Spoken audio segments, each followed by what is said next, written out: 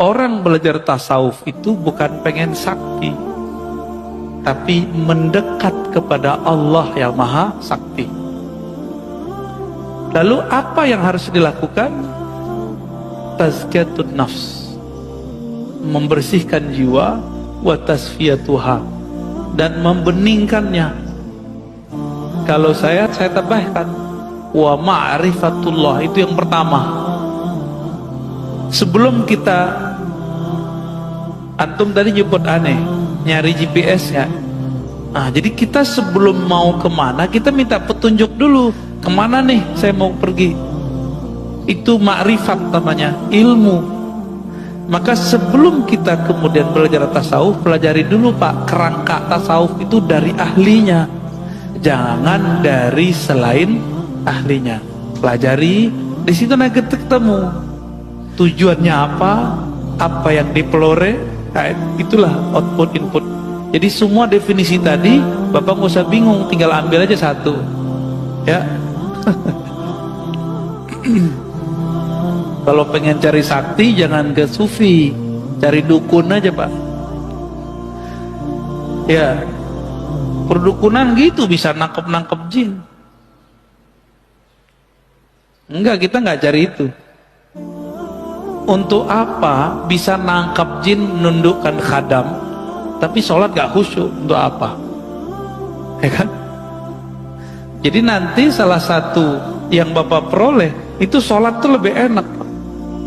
Sholatnya pasti gak khusyuk dari subuh kan? Saya jamin tuh kelihatan wajahnya kok. Itu kenapa? Karena bingung mau bertasawuf tuh gimana. Sedangkan pelajaran tentang ibadah selama ini itu kayaknya beban. Bacaan. Belajar tasawuf itu membebaskan diri dari beban. Itulah perkataan Imam Abul Hasan Sazili yang diabadikan dalam kitab ini, dalam kitab-kitab tasawuf. Syekhuka man la yut'ibuka, kitab Lataiful Minan, Ibnu Athaillah. Guru hakikimu, guru tasawufmu itu bukan yang bikin kamu banyak wiridan. Yut'ibuka, bikin kamu capek berwirid. Tapi guru hakikimu itu kalau dia ngasih wirid kamu nggak kecapean gitu. Sama-sama dikasih wirid nih, si A ngasih wirid, si B ngasih wirid, tapi giliran si B ngasih wirid nggak beban Pak.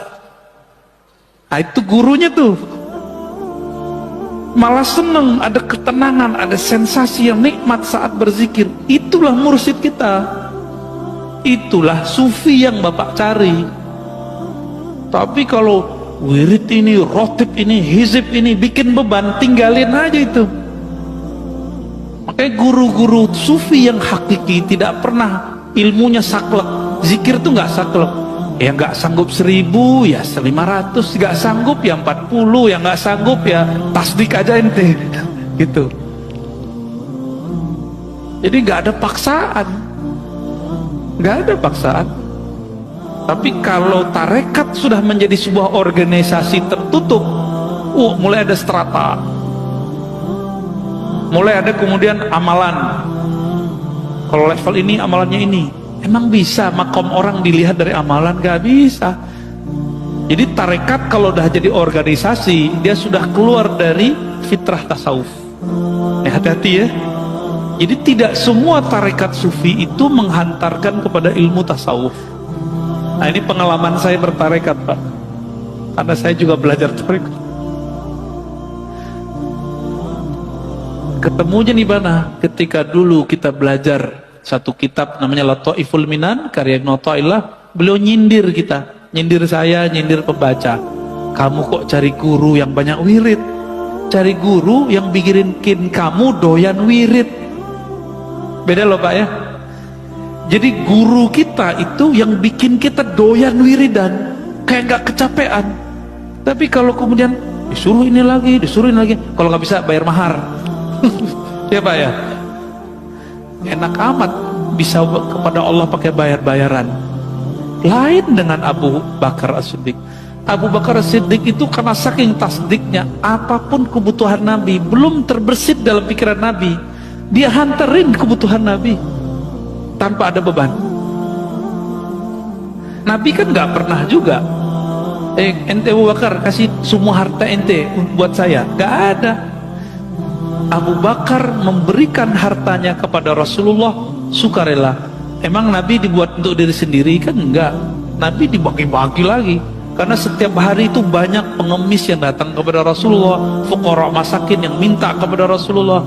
Rasulullah itu baru beli baju, ada orang minta langsung kasih, Pak. Coba Bapak belum beli BMW, saya minta, mau nggak? Ketawa dia langsung. Katanya tasawuf membuang sesuatu selain dunia, apa selain Allah, membuang dunia, nggak kuat, Pak. Tasawuf bukan itu. Tasawuf bukan buang dunia. Tasawuf tetap di dunia, tapi dunia nggak tembus ke dalam kolbu. Itu baru tasawuf.